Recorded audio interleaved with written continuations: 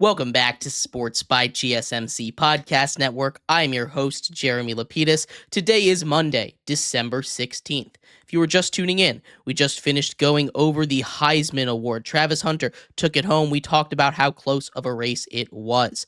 In this segment, we turn our attention to the MVP race, another race that's going to go down as one of the better races in a very, very long time.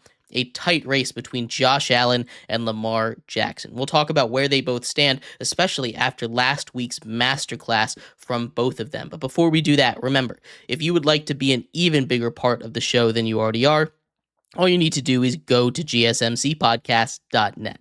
Or if you are on YouTube, you can use that super chat feature. If you do either of those two things, a message should pop up on the bottom of the screen for you, me, and everybody else around the world to see. If you have a burning question about sports, anything at all that you would like to ask, go ahead and throw that in the comments. Throw it in the chat. I will get to it as soon as I possibly can. I appreciate everybody so much for sticking around, talking some sports with me here on a beautiful Monday, December 16th. Like I was saying, we're going to get into some MVP chatter here. The MVP is as hotly debated, at least in my opinion, as it has ever been, at least in the last 10 years, at least in recent memory. This is going to be an incredible MVP race. It's coming down to just two guys, it seems like, Lamar Jackson versus Josh Allen. Both of them, masterclass, incredible performances last week against the Giants and the Lions, respectively.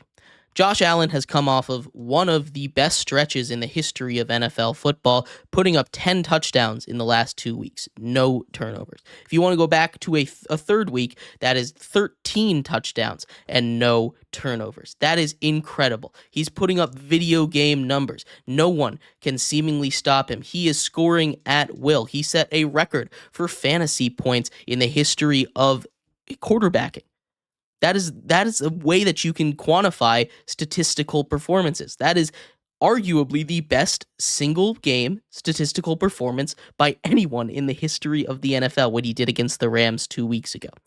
Josh Allen has been incredible. He is top 10 in every single major category. Touchdowns on through the air, touchdowns total on the ground, which he has 11 of them, by the way, only trailing Jalen Hurts. Two quarterbacks at the top of that list is kind of crazy to me. But this is not an easy award for Josh Allen, and in any other year, probably would be. He's cut down on turnovers, which have been his biggest issue, right? He's been really struggling with turnovers over the last couple seasons. People say, hey, Josh Allen is a great quarterback, no doubt, but he just puts the ball at risk too often. Only 5 turnovers all season, no fumbles, despite running the ball almost 100 times already this season. Josh Allen is doing incredible stuff on the football field right now. But the reason it's not a runaway race, although some sports books would have you believe that, with him currently being the runaway favorite, crazy to me, at minus 700 at some books, that is huge odds for him. But right behind him is Lamar Jackson. Lamar Jackson, you can find at, again, a mind-bogglingly low odds at plus 1,400. That is ridiculous for me. Lamar Jackson is, if you just go by statistics, which is not the MVP award, light years better than than Josh Allen, right? Lamar Jackson is top 5 in every single category. He is top 3 in every single category. He is tied with with Josh Allen for total touchdowns. Lamar has 3 on the ground and 34 through the air. He only has 3 interceptions. Lamar Jackson has won 2 MVPs in the past. 2 of them. One of them was unanimous. One of them was last year. He is setting career highs in everything. He has a career high in touchdowns already. He has a career high in completion percentage. He has a career high in quarterback ranking. And he is just about 200 yards shy of his career high for passing yards. He is about to shatter his own records for everything through the air. And that's not to mention what he's done on the ground. He passed 6,000 career rushing yards against the Giants last week. He has multiple games with 50 rushing yards and 5 passing touchdowns this season. He has been incredible all year long. He has been statistically the probably best or second best quarterback in the NFL, which is why I say the MVP award is not just statistics, because otherwise Joe Burrow's name would be in this conversation. He's thrown for 4,000 yards. He's thrown for just about the same amount of touchdowns, 36 touchdowns on the year. He also has 37 total touchdowns. He has been incredible for a Bengals team that just can't win because that defense is bad, and that brings it up to the big argument. How much is winning a factor in the MVP award? If you go look historically, this is something that has been obviously a trend. You have to be a winning team to win the MVP award, and that's not something that I totally disagree with. It's not something that I really hate at really. This is something that is just a true fact about it, right? You have to be good. You have to win games to win the MVP award. You can be the statistically best player, but if it doesn't help your team win, you're not the most valuable player, and that's a fine mindset to have. But Lamar Jackson is winning games. He's just not winning games at the same clip that a guy like Josh Allen is. And that's because the schedule is just harder, right? There's different reasons why, and they are struggling. I'm not going to sit here and be a Lamar Jackson apologist, because there are good reasons for both of them to win the MVP. Again, like the Heisman, they both deserve to win the award, but it's got to go to one guy.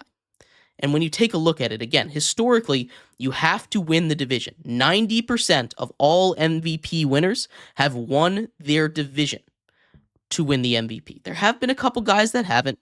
There have even been guys that didn't make the playoffs.